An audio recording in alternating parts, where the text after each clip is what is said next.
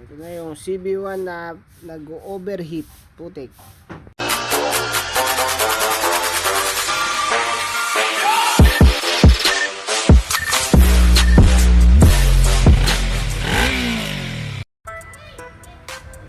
Ito yung head na ano eh. Sayang, pinareplace pa naman to. Ito yung duda ko eh. May butas eh. Yan, butas na. Gusto ko kasi yan, medyo malalim. Baka dyan lumulusot eh. Kaya nagbubloba eh. Kasi tayong pan-test na ito. Tinanggihan din na machine shop testing. Wala nga silang pan-testing. Kaya yun. Nakakuha ng head yung may-ari. Kasi hindi ko mailipat yung manifolds. Papasok manifold. Ako pamalit. Diesel.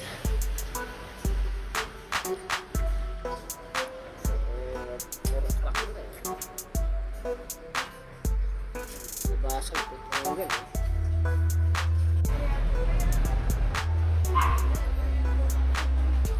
clearance.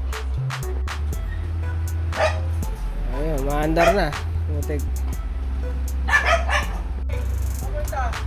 So, siyempre, problema pa rin. Putik. Namamatayan ng cylinder. Paiba-iba mukhang carb ulit. Kasi natambak na naman. Taris talaga. Ayun, maandar na.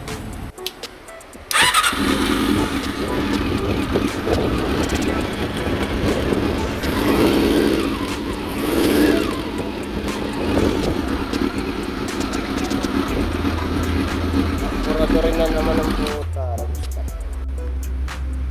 Ito na, putik. Hindot pa. Ito pa isang problema. Susian.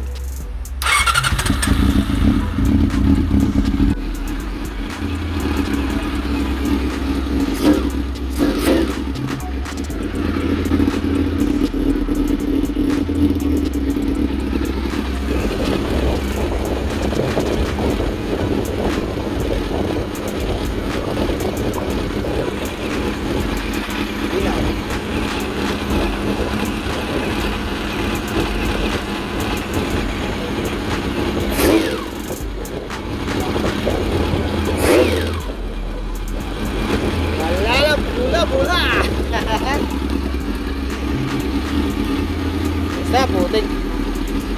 Wala, mga electrical na lang. Pakita natin yung baka muna tumitira ng ano, underbone. Eh, scooter pala. Eh,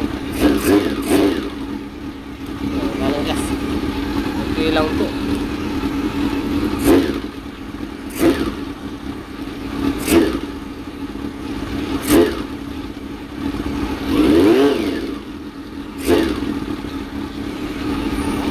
Hanip.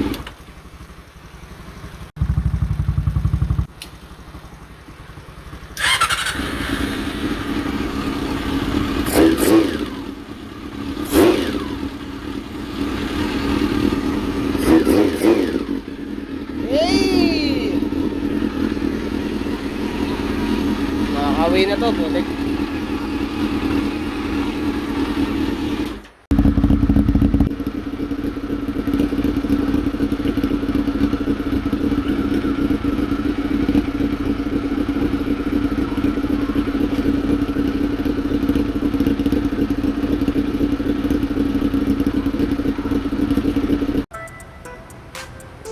Nga pala, nakakalimutan ko ipakita to. Ito yung pinalitan ko.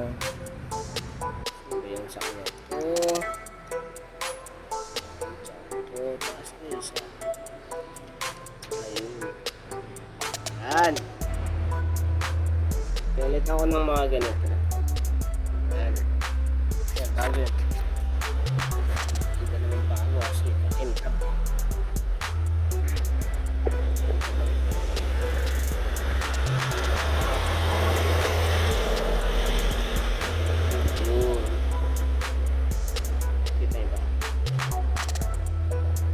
Yan.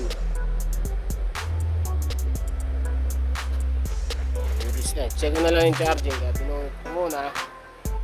Alright. Tapos yung mga linya ng sa fan. Tinunod na sa fan. Ito, wala nang leak. Wala nang leak, no?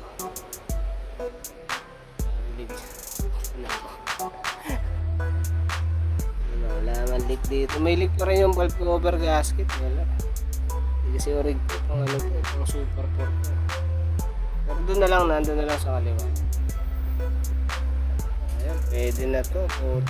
Lutuin ko lang yung mga tatanggal dito. Airbox.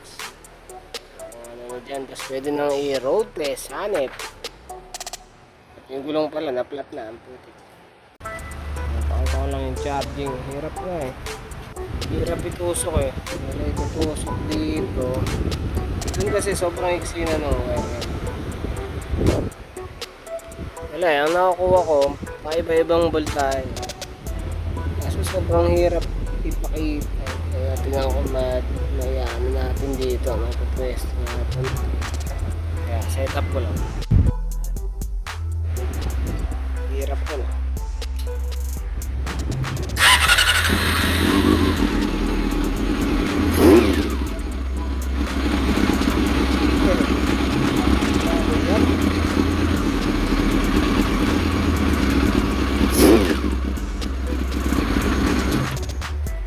Supply charging ah. Next na. Next yung pump. Ito yung setup ng pump niya na tinanggal ko eh. Bale ang ginawa nila galing ng tangke. Ito explain ko na galing ng tangke. Pasok dito, labas dito. Filter, punta ng carb. So mag-filter siya. So yung dumi, dadaan muna ng pump. Filter ng pump. Tapos filter. Mas maganda ito, suggestion ko. Mas maganda kung galing ng tangke, no? Tapos filter, bago pumasok ng pump. Para yung dumi, hindi papasok sa pump. Tapos kung gusto yun, isa pang filter ulit. Taris talaga. Para tapos na tuloy yung hose na ginawa ko. Kasi nakatutok dun, kala ko ganun yung kasi palitan ko na lang siguro ng hose ulit. Baka abot naman siguro. Abot siguro ng hose. Okay na ako dito. Yung ano na lang. Tangke, puto. Direns. Hanip. So ito. Babakulan ko na lang dito. Gasolina na lang. Gasolina. Lalagyan na lang ng gasolina. Bukas na. Tapos road test na to. Parang pagod. Is okay na. Putik.